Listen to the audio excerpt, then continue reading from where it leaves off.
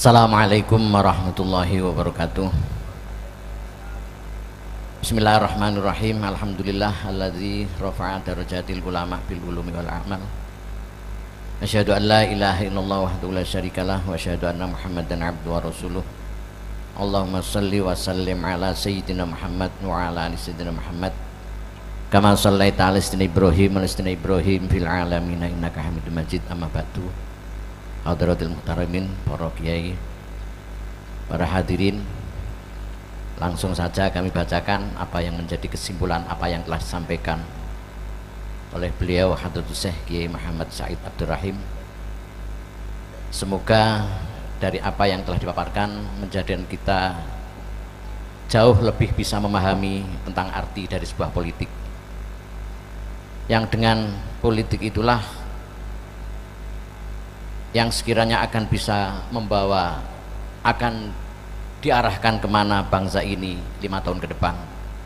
Maka dari itu dalam kesimpulannya, pandai-pandailah memilih agar kita tidak masuk lubang untuk yang kedua kalinya dengan lubang yang sama.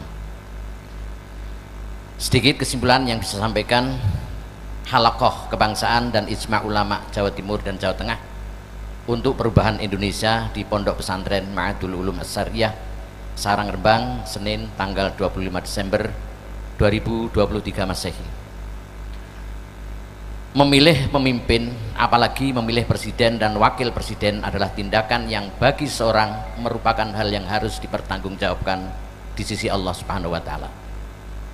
Bila demikian, lalu muncul pertanyaan, wajibkah kita menerapkan hukum syariat dalam memilih presiden di Indonesia ini? Ini perlu disebut terlebih dahulu karena mempertimbangkan asas kemanfaatan. Dalam pemilihan imam, presiden dan wakil presiden tentunya harus sesuai dengan kriteria-kriteria syar'i. Karena dalam pemilihan yang bersifat ikhtiari bukan syaukah. Oleh karena itu dalam pemilihan ini kita harus merujuk kepada standar-standar kriteria seorang presiden yang kita pilih. Kita semua wajib mengetahui dalam permasalahan pilihan presiden ini dengan kependekatan ilmu fikih. Walaupun pilihan presiden ini dilakukan dengan sistem demokrasi. Karena itu para santri dan para kiai punya tanggung jawab untuk menelaah dan mengkaji apa yang kurang memenuhi persyaratan atau kurang pas dengan nilai-nilai dilihat dari segi fikih. Menghadapi pilihan presiden, ada beberapa kalangan termasuk kiai mempertanyakan siapakah yang harus dipilih salah satu dari 3 pasangan calon yang ada.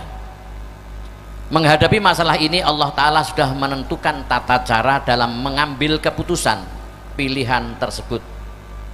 Allah berfirman, wa in tanaza'tum fi syai'in farudduhu ilallah war rasul in kuntum tu'minuna billahi wal yaumil akhir dzalika khairu wa ahsanu ta'wila. Wahai orang-orang yang beriman, taatilah Allah dan taatilah Rasul Muhammad sallallahu alaihi wasallam dan ulil amri sebagai pemegang kekuasaan di antara kalian. Kemudian jika kamu berbeda pendapat tentang sesuatu, maka kembalikanlah kepada Allah, Al-Quran dan Rasulnya atau sunnahnya. Jika kamu beriman kepada Allah dan hari kemudian, yang demikian itu lebih utama bagimu dan lebih baik akibatnya. Mengacu rujukan ini, Nabi telah menggariskan ketentuan memilih pejabat termasuk presiden. Beliau Nabi Muhammad sallallahu alaihi wasallam bersabda, "Man ista'mala 'amilan minal muslimin wa huwa ya'lamu anna fihim aula bidzalik minhu wa 'alamu bi kitabillah wa sunnati nabihi faqad khanallaha wa rasulah wa jami'al muslimin."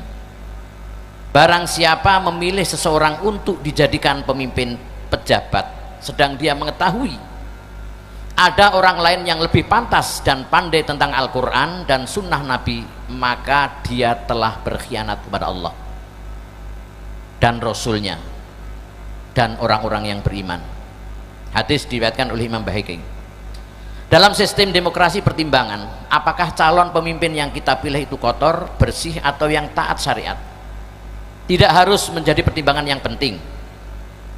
Dalam sistem demokrasi sepenuhnya diserahkan kepada pertimbangan rakyat. Oleh karenanya rakyat harus pandai-pandai memilih calon presiden.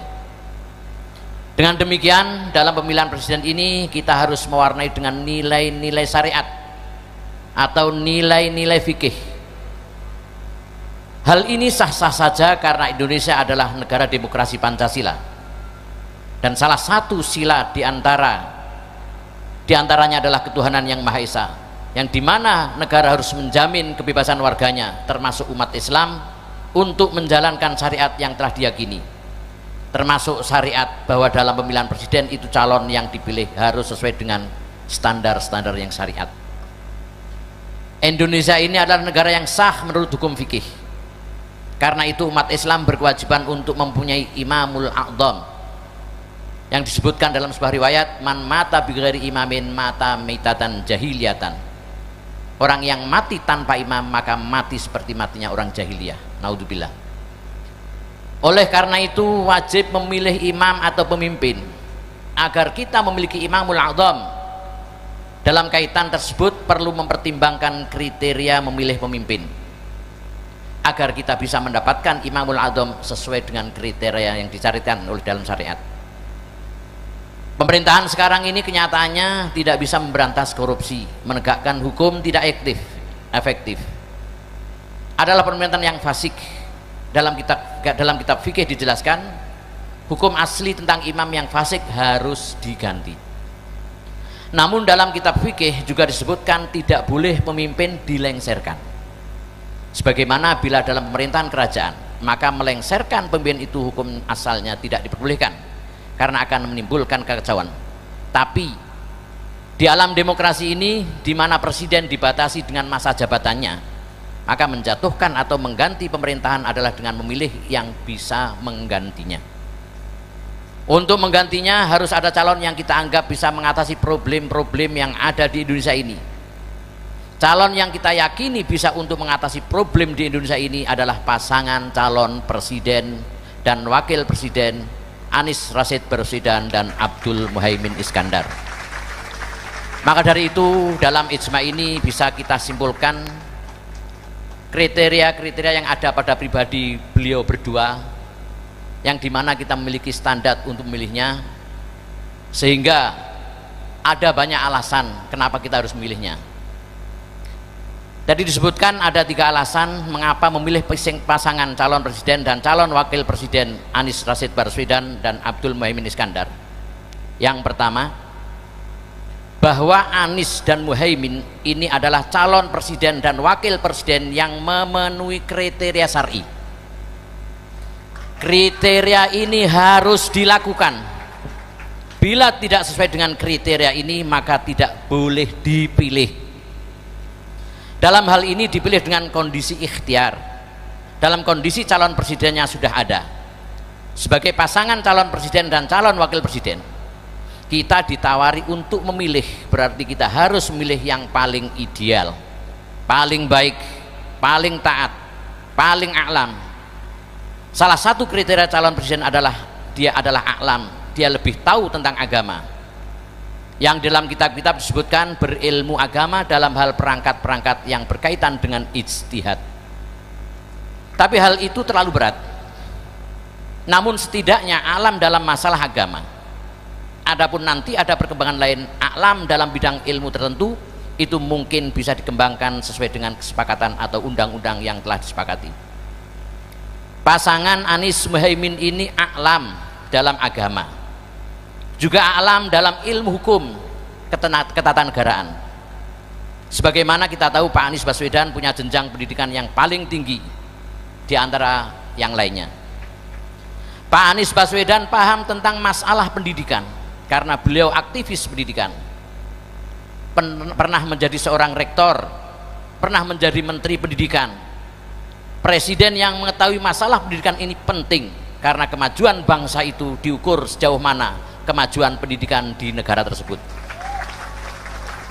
Dalam hal ini kami hakul yakin Anies Baswedan adalah calon yang paling a'lam di antara calon-calon yang ada. Tepuk tangannya dong. Dalil syariat ini tersebut dalam hadis di atas dan dalam kitab Mughnil Muhtaj. disebutkan bahwa Syekh Izzuddin berkata, ketika sulit mendapatkan kriteria taat syariat dalam diri presiden dan para hakim, maka kita mendahulukan calon yang lebih sedikit fasiknya. Yang kedua, kenapa kita harus memilih amin? Syarat kedua adalah calon yang lebih taat syariatlah yang dipilih. Untuk mengetahui mana yang lebih taat syariat harus ada ketentuan hukum.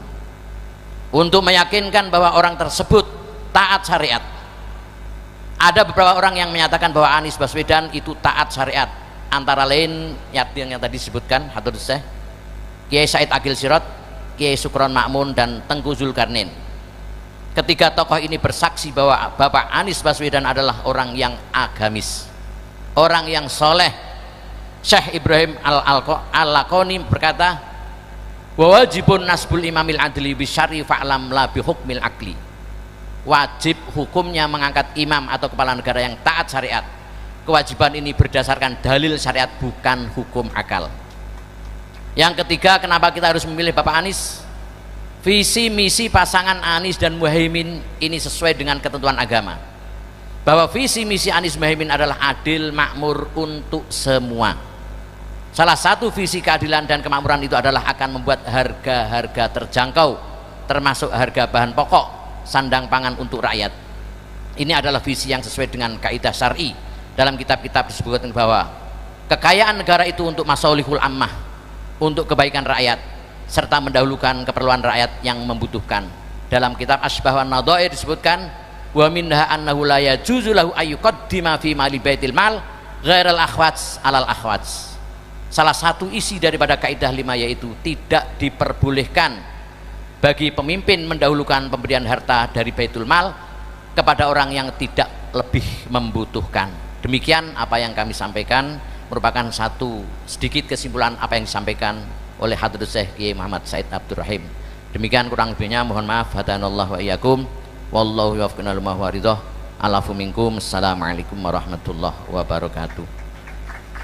Ada sedikit tambahan catatan pinggir. Setelah kita semua mengetahui dan memutuskan bahwa memilih paslon amin dalam Pilpres 2024 adalah wajib hukumnya, maka kita wajib mensosialisasikannya sebagai bagian dari amar ma'ruf nahi mungkar, sebagaimana dijelaskan dalam kitab Bughyatul Musadin, yang kurang lebih artinya amar ma'ruf nahi mungkar adalah poros agama. Maka siapapun dari umat Islam yang menjalankannya wajib didukung dan dibantu oleh yang lain, dan tidak boleh bagi siapapun berdiam diri dan mengabaikan hal tersebut meskipun tak ia tahu usahanya akan sia-sia. Demikian. Assalamualaikum warahmatullahi wabarakatuh.